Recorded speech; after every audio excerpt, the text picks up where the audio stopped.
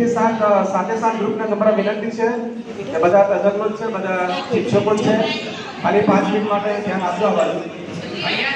ધ્યાન આપજો જરા.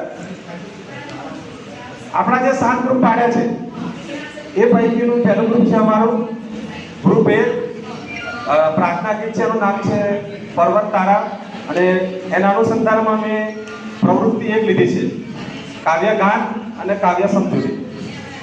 તો તમે બધા જાણીએ છીએ કે કોઈ પણ કાવ્ય કે પ્રાર્થના ગીત ગવડાવવું હોય તો ડાયરેક્ટ આપણે ગવડાવતા નથી.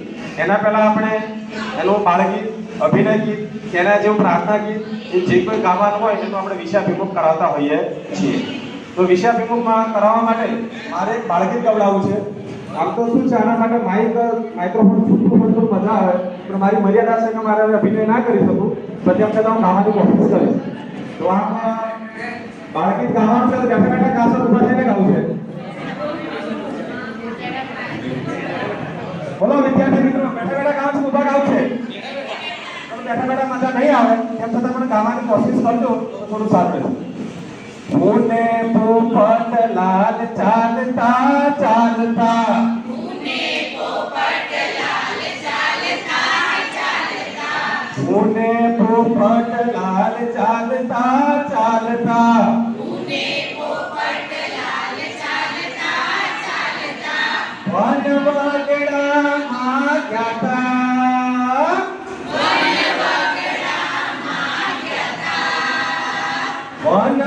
વનવગડામાં ગયા, વનવગડામાં ગયા, ફૂને પોપટ લાલ ચાલતા ચાલતા, ફૂને પોપટ લાલ ચાલતા ચાલતા, સાપને જોયો અજગર જોયો, સાપને જોયો અજગર જોયો, જોયા અળસિયા નાના, જોયા અળસિયા નાના, ફૂને પોપટ લાલ ચાલતા ચાલતા, ફૂને પોપટ લાલ ચાલતા ચાલતા, વનવગડામાં ગયા,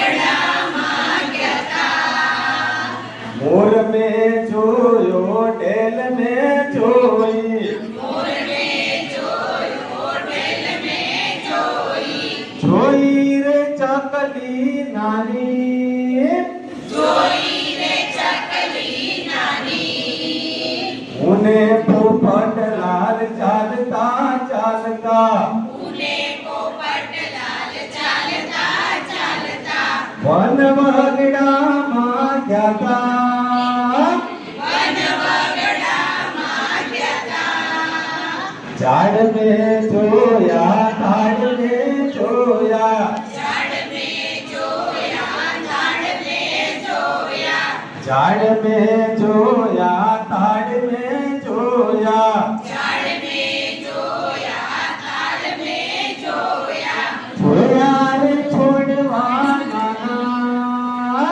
જોયા રે છોડવા નાના, ફૂને પોપટ લાલ ચાલતા ચાલતા, ફૂને પોપટ લાલ ચાલતા ચાલતા, વનવગડામાં ગયા, વનવગડામાં ગયા, વાઘ મેં જોયો સિંહ મેં જોયો, વાઘ મેં જોયો સિંહ મેં જોયો, વાઘ મેં જોયો સિંહ મેં જોયો, વાઘ મેં જોયો સિંહ મેં જોયો, જોયા રે સસલા નાના, જોયા રે સસલા નાના, ફૂને પોપટ લાલ ચાલતા ચાલતા, ફૂને પોપટ લાલ ચાલતા ચાલતા, ફૂને પોપટ લાલ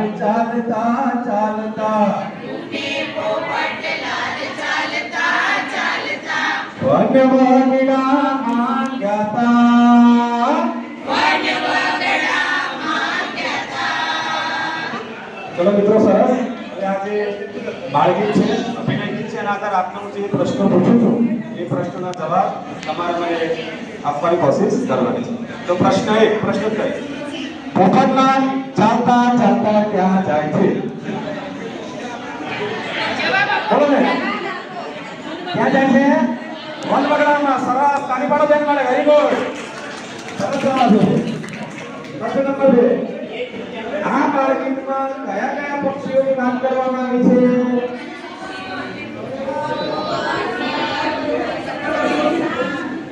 બોલો કયા કયા પક્ષીઓ છે? વાત પક્ષીમાં આવે છે?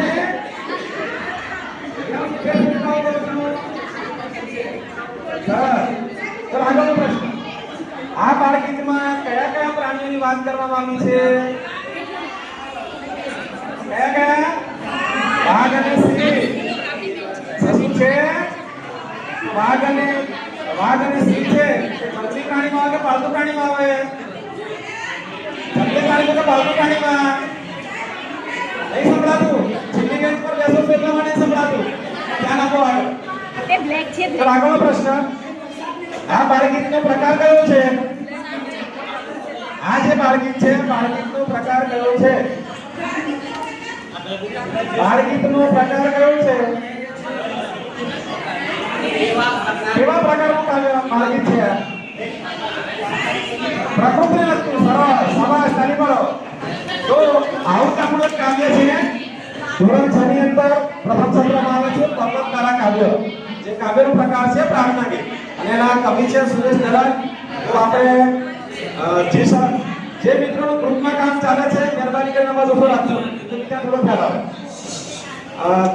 આપણું જે કાવ્ય છે પર્વતતારા કાવ્ય, તો જેમનો રાગ સારો હોય એમના સારા રાગથી ગવાતા હોય છે. સારો રાગ ના હોય તો જીશાળાનો ઉપયોગ કરી શકાય. જીશાળા ના હોય તો સરસ મજાના આપણા લાઉડ સ્પીકરો સ્કૂલની અંદર સોશિયલ મીડિયા આવેલું છે એનો પણ ઉપયોગ કરી શકાય. યુટ્યુબ પર પણ ગવડાવી શકો. પરંતુ કેવું છે આના કરતા પણ મારું જે તારણ કહે છે પ્રમાણે કે વિદ્યાર્થીઓને એના શિક્ષિકા બેન અથવા તો સાહેબ જેવા રાગમાં ગવડાવે એ રાગ એમને વધુ યાદ રહેતું હોય છે. એનું શ્રવણ એની યાદશક્તિ વધુ રાખી શકે છે. હું મારા વર્ગની અંદર શાળામાં જે રાગથી ગવડાવું છું એ પર્વતતારા કાવ્યનું કામ હું કરાવું છું. તમારે પણ સામે રાગ કરવાનું છે અથવા તો સાંભળવાનું છે.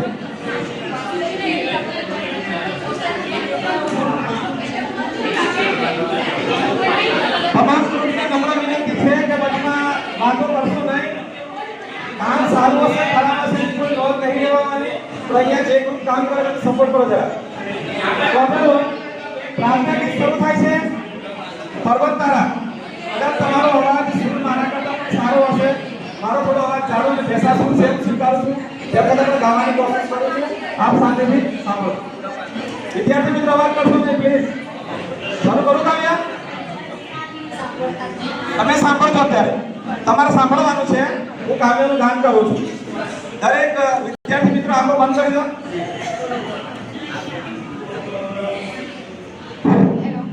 બધા જ મિત્રો અહીંયા જુઓ.